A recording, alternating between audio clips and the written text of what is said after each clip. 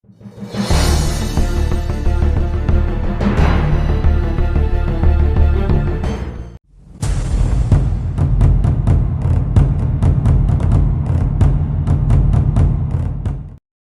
asasi manusia di Indonesia tertulis dalam Undang-Undang Nomor 39 Tahun 1999 yang berbunyi, HAM adalah seperangkat hak yang melekat pada hakikat dan keberadaan manusia sebagai makhluk Tuhan Yang Maha Esa dan merupakan anugerahnya yang wajib dihormati, dijunjung tinggi, dan dilindungi oleh negara hukum demi perlindungan HAM.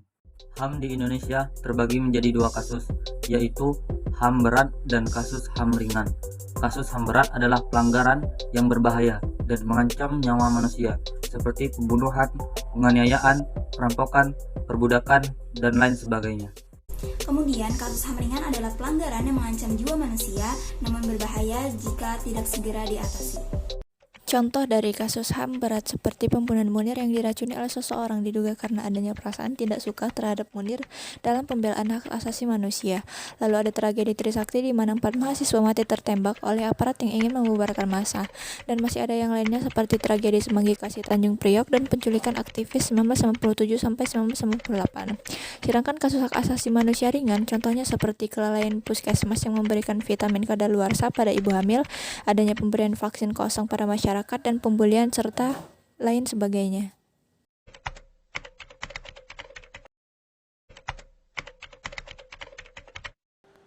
Tiga 13 tahun berlalu, kasus kematian aktivis hak asasi manusia di Indonesia, Munir Said Talib, masih menjadi misteri. Siapa sebenarnya otak di balik pembunuhan Munir? Keadilan menjadi satu-satunya tuntutan yang diajukan oleh keluarga atas meninggalnya anak-anak mereka yang hingga kini belum pernah tuntas. Untuk menghormati 4 mahasiswa Trisakti yang tewas tertembak, nama-nama korban akan diabadikan menjadi nama jalan di Jakarta. Kasus Semanggi I yang terjadi pada 11 hingga 13 November 1998 masih menyimpan cerita kelam bagi masyarakat Indonesia. Belasan warga dan mahasiswa tewas dalam tragedi tersebut. Insiden Semanggi I diawali pada bulan November 1998 saat pemerintahan transisi Indonesia mengadakan sidang istimewa. Aktivis korban penculikan 98 menceritakan kronologis kejadian saat mereka diculik dan disiksa oleh petugas intelijen. Selain itu mereka juga memberikan dukungannya untuk pasangan Jokowi JK yang dinilai bersih dari kekerasan HAM.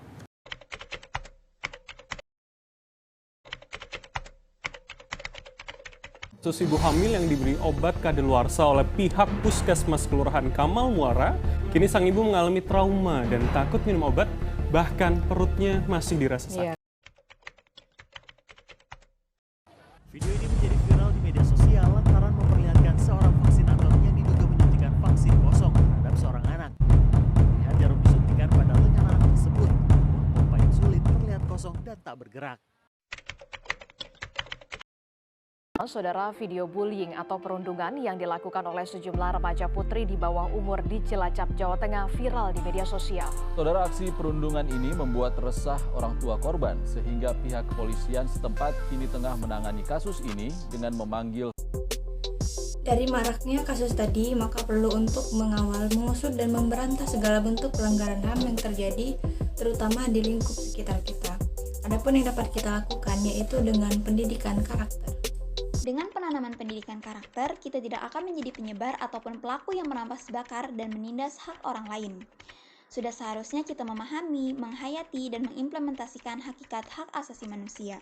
Dewasa ini, masih banyak orang yang belum paham akan hak asasi manusia. Padahal, sudah seharusnya diperjuangkan, dilindungi, dan ditegakkan. Bahkan di era pandemi yang berjarak ini, masih ada indikasi pelanggaran hak asasi manusia melalui media digital. Kita, selaku mahasiswa yang mempunyai peranan sosial kontrol, perlu peka dan peduli terhadap pelanggaran hak asasi manusia, sehingga komponen pelapor dan pelopor bisa teraktualisasikan dengan baik. Kemudian, teruslah kawal kawanan pelanggaran hak asasi manusia dan penegakan hukum yang tebang pilih, karena menindas dan dipertegas melalui keadilan yang lugas. Mari kita lindungi dan hormati hak asasi manusia, karena setiap orang memiliki martabat dan hak-hak yang sama.